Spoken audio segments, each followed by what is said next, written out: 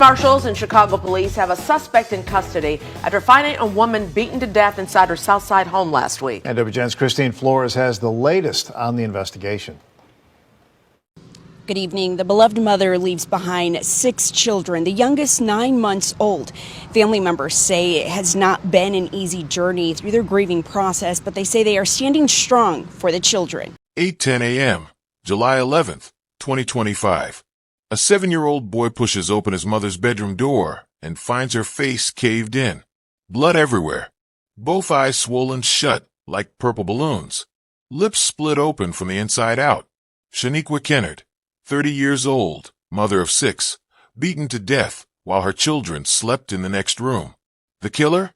He'd already been gone for 3 hours, walking out of that apartment like he'd just finished watching TV. Same clothes he wore in. Same flower print jacket caught on camera. No rush, no panic, no remorse. Just another Tuesday morning for him. But here's the part that's going to mess with your head. This wasn't random. This wasn't a break-in gone wrong or some drug deal that turned violent. The man who turned Shaniqua's face into hamburger meat was the father of her 9-month-old baby. The same man she'd been dancing with just hours before he killed her. The same man she'd led into her home over and over again, even after he'd tried to kill her before. You think you know this story already, don't you? Another woman who stayed too long with the wrong man. Another victim who should have just left. Well, let me tell you what really happened here, because it's going to shatter every assumption you have about domestic violence and make you question whether you'd survive what Shaniqua went through. This man didn't just beat her to death on a whim. He'd been planning her murder for 15 months. And he did it so methodically that he left a paper trail a blind person could follow. Police reports dating back to April 2024. Hospital records. Restraining orders. Witness statements. Death threats recorded on voicemail. He even left his gun at her apartment once and threatened to paint the city red when she turned it over to police. Every single person in Shaniqua's life knew she was going to die. Her family knew it. Her neighbors knew it. The police knew it. Hell, even Shaniqua knew it. She told her sister she wanted to leave Illinois and start over somewhere safe. But nobody stopped him. Not one person intervened effectively enough to save her life. If you're sitting there thinking you would have handled this differently, hit subscribe right now, because I'm about to prove you wrong. You're going to hear about warning signs so obvious that a toddler could have spotted them, yet an entire community of adults failed to act. And if you believe you're too smart to fall into the same trap that killed Shaniqua, drop a comment and tell me exactly what you would have done when your baby daddy showed up drunk at 3 a.m. demanding to see his child.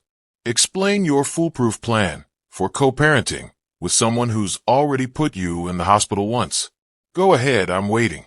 Because by the time I'm done telling you this story, you're going to realize that every choice Shaniqua made was the same choice you would have made.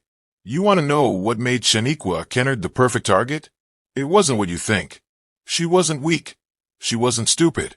And she wasn't some broken woman with daddy issues. Shaniqua was actually planning her escape. And that's exactly what got her killed.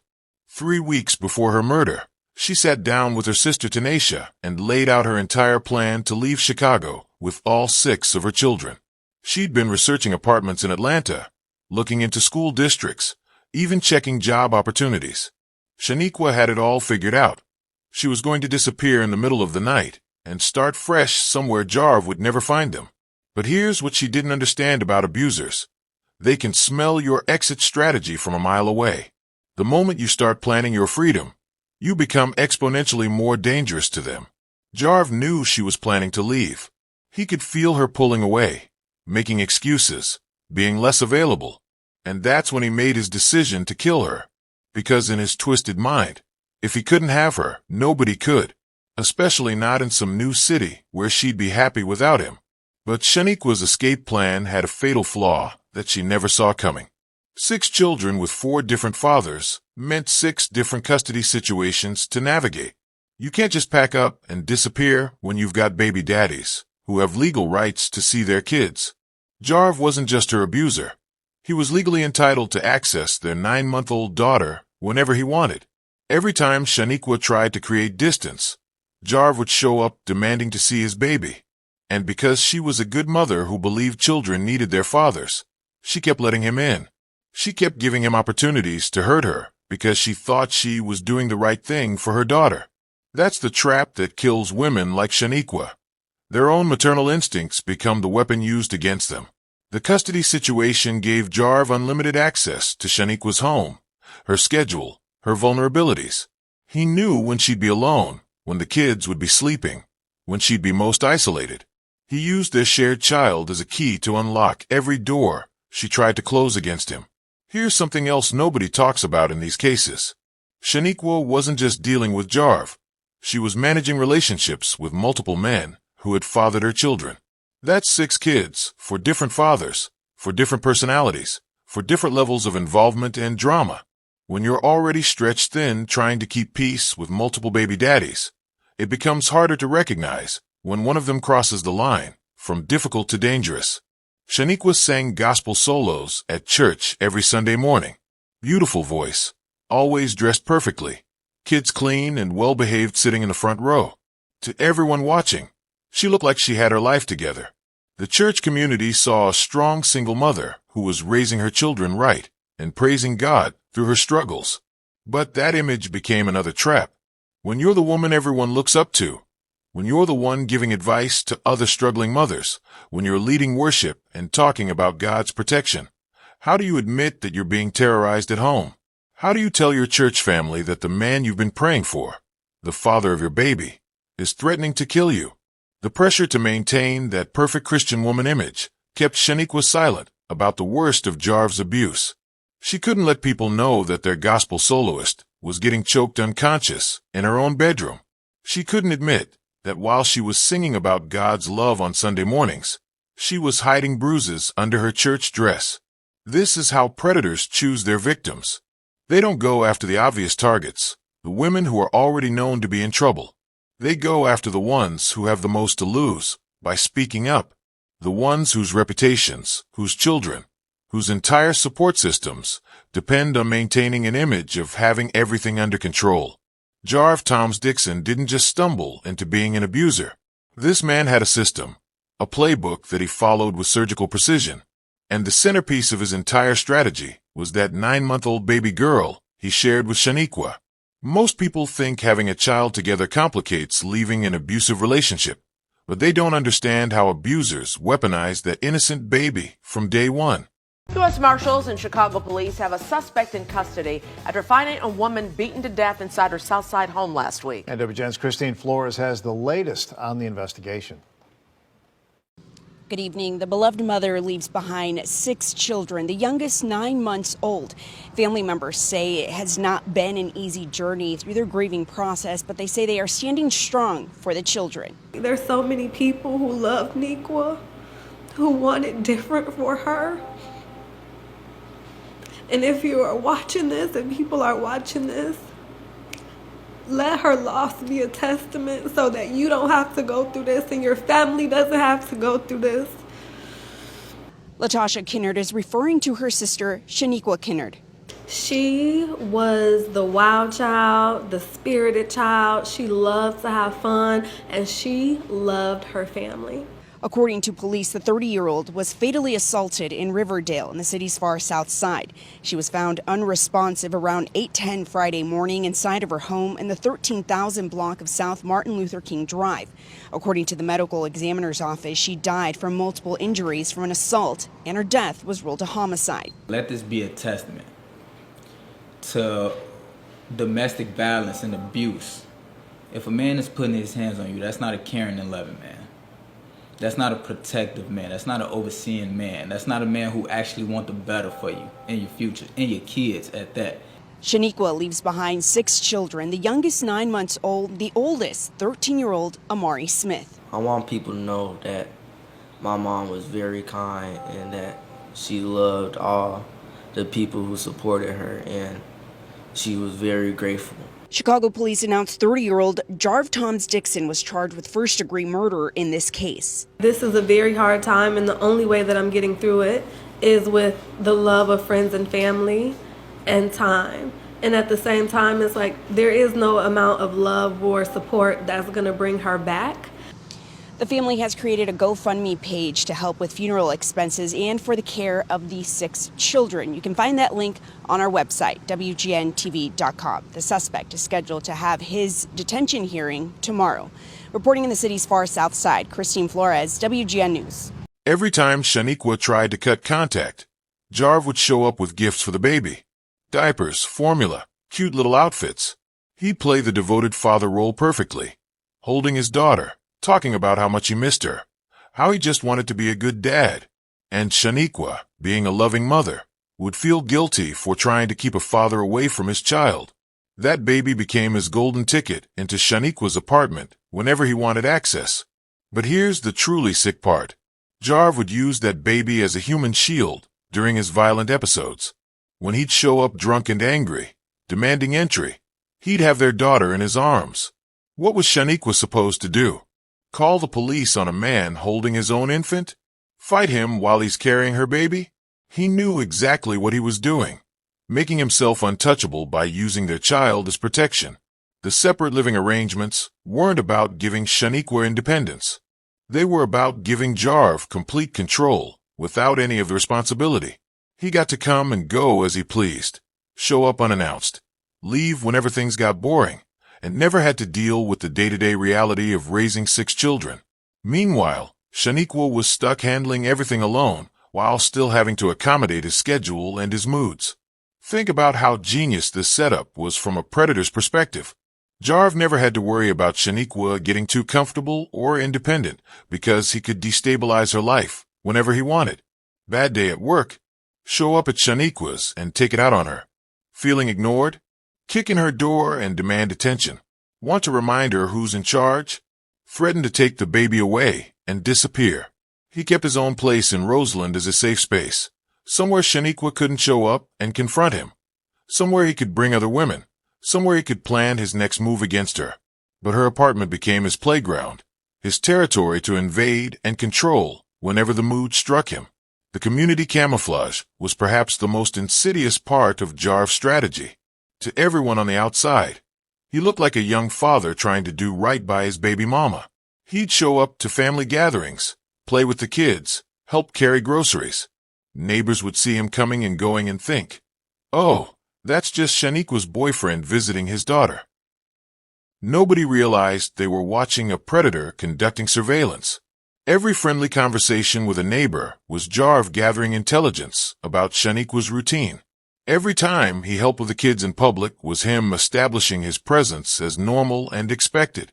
Every smile and wave was him building his cover story for why he had unlimited access to her home.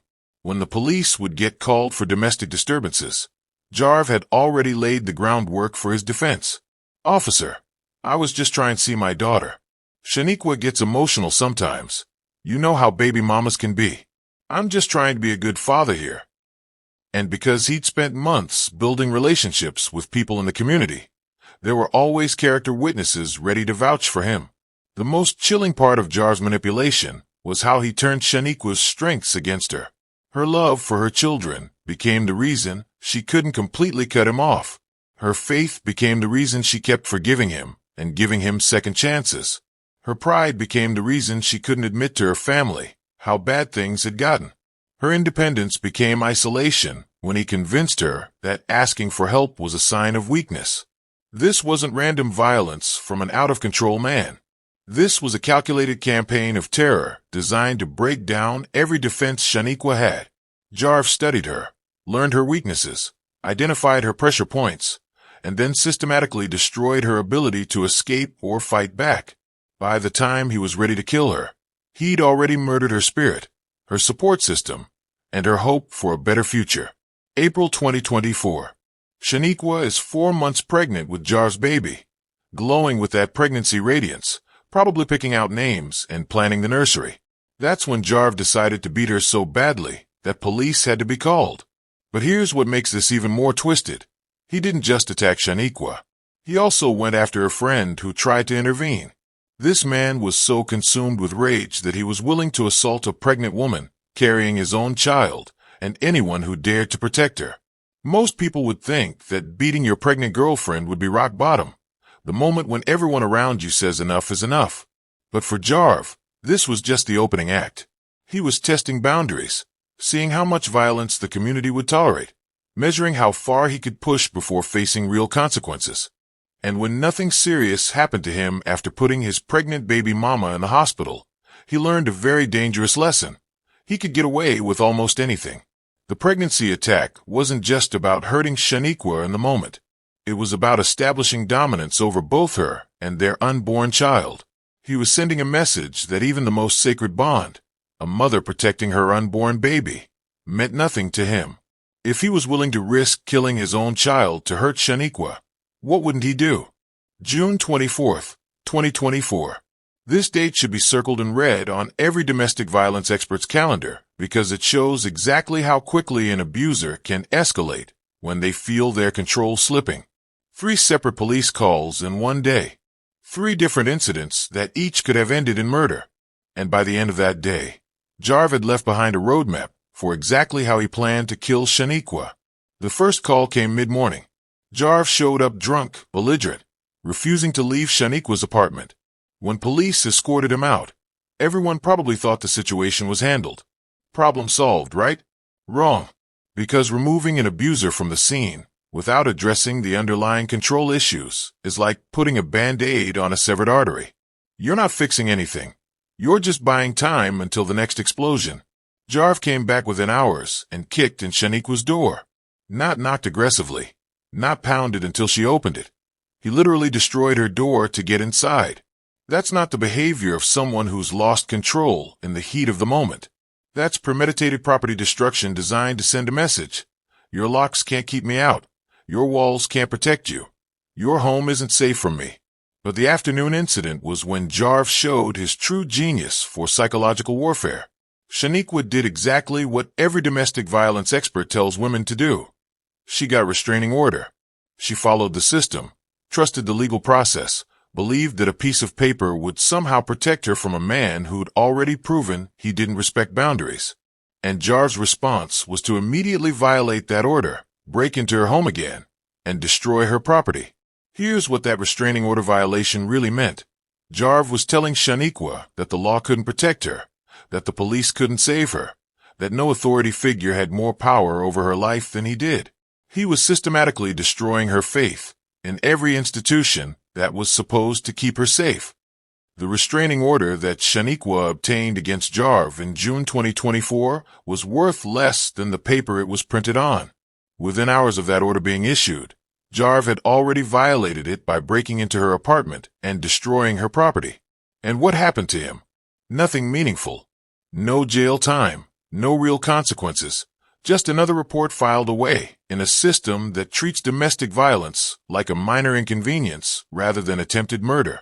Here's what should have happened the moment Jarv violated that restraining order. He should have been arrested immediately and held without bail until trial. Because when someone shows you they have no respect for legal boundaries, when they prove they'll break the law to get to their victim, they're telling you exactly what they plan to do next. But instead, the system treated his violation like a paperwork problem rather than a death threat. The police response to the June 24th incidents reveals everything wrong with how we handle domestic violence in this country. 3 separate calls in one day. 3 different opportunities to recognize that this wasn't just a relationship dispute. This was a terrorist campaign against one woman. But each incident was treated as an isolated event rather than part of a pattern that was clearly escalating toward murder. When Jarv kicked in Shaniqua's door the first time, that should have been treated as breaking and entering with intent to commit violence. When he came back and did it again hours later, that should have been treated as stalking and harassment. When he left his gun behind and threatened mass violence, that should have been treated as terrorism. Instead, each incident got filed as a separate domestic disturbance, and nobody connected the dots until it was too late. But here's the part that's going to make you angry. The system actually worked perfectly for Jarv. Every time he escalated his violence, every time he violated a court order, every time he terrorized Shaniqua, the consequences were so minimal that he learned he could get away with anything. The system trained him to believe that killing her was a viable option because nothing else he'd done had resulted in serious punishment. The warning signs that everyone missed weren't subtle. They were neon billboards screaming that Shaniqua was about to be murdered. The pregnancy beating in April should have triggered an automatic high-risk assessment. The strangulation incident in October should have resulted in immediate intervention. The terrorist threats should have put Jarv on a watch list. But none of that happened because we don't take violence against women seriously until they're already dead. There were 3 specific moments where different actions could have saved Shaniqua's life.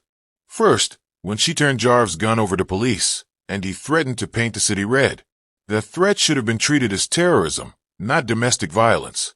Federal charges, federal prosecution, federal prison time. Remove him from the community entirely before he could make good on his promise.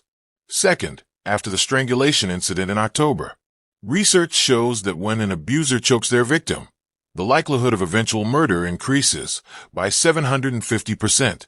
750%. That's not a warning sign. That's a death sentence being written in real time. Shaniqua should have been immediately enrolled in a high-risk domestic violence program with round-the-clock protection and relocation assistance.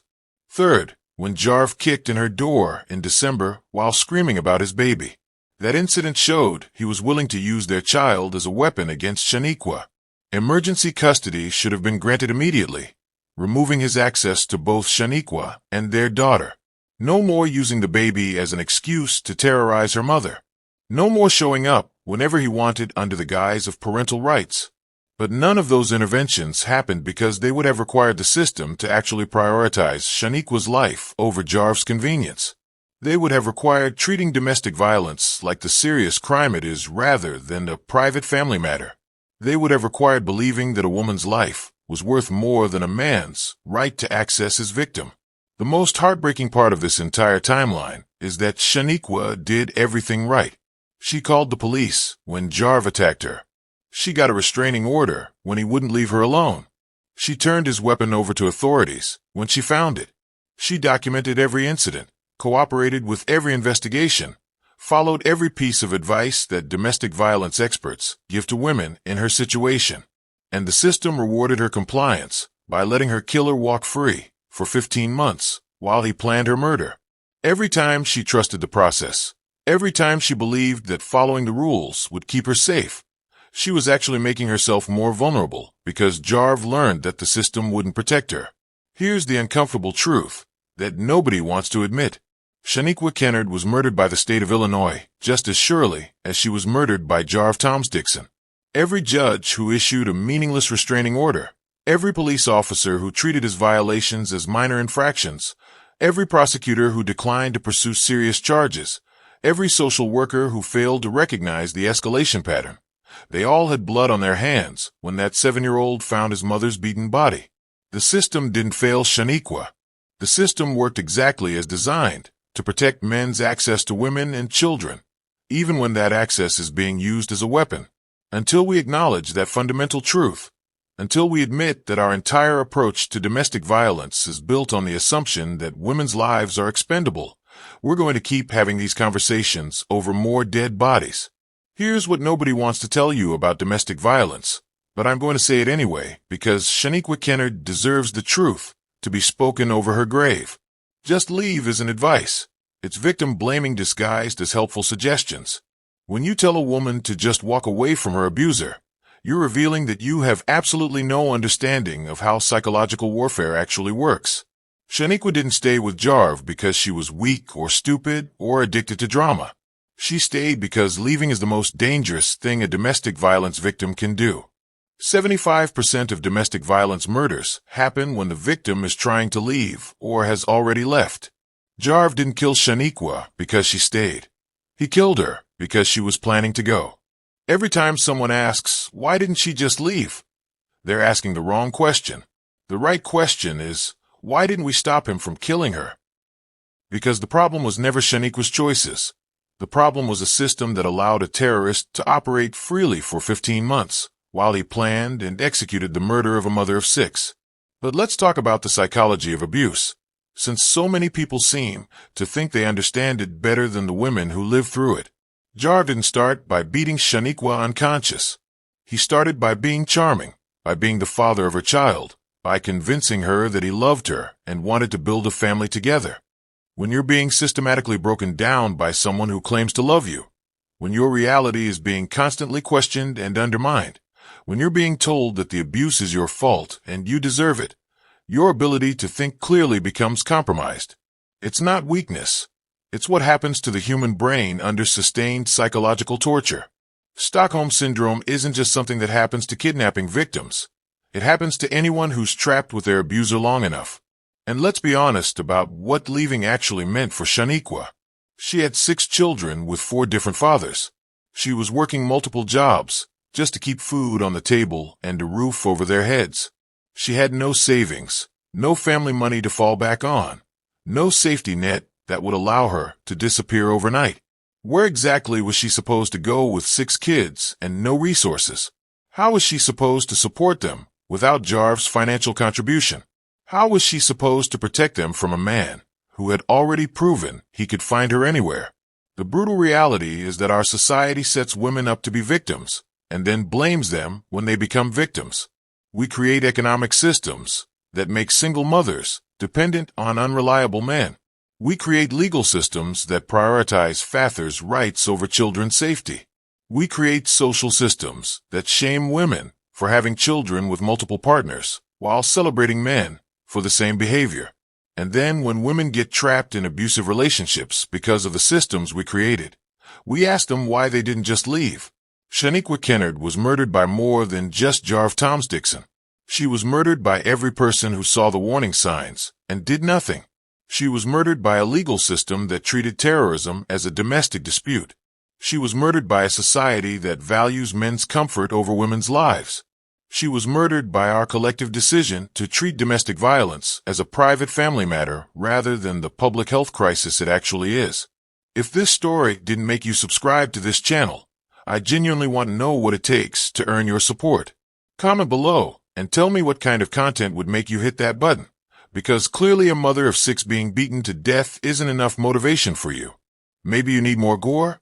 More graphic details about how her face looked when her 7-year-old found her? More descriptions of the blood splattered across her bedroom walls? Or maybe you're one of those people who thinks true crime content is exploitative, that I'm profiting off tragedy, that these stories shouldn't be told for entertainment. If that's your position, I want to hear it. Drop a comment explaining why you think Shaniqua's story should stay buried, why her children should grow up in a world where nobody talks about what happened to their mother, why her killer should get the gift of silence and anonymity.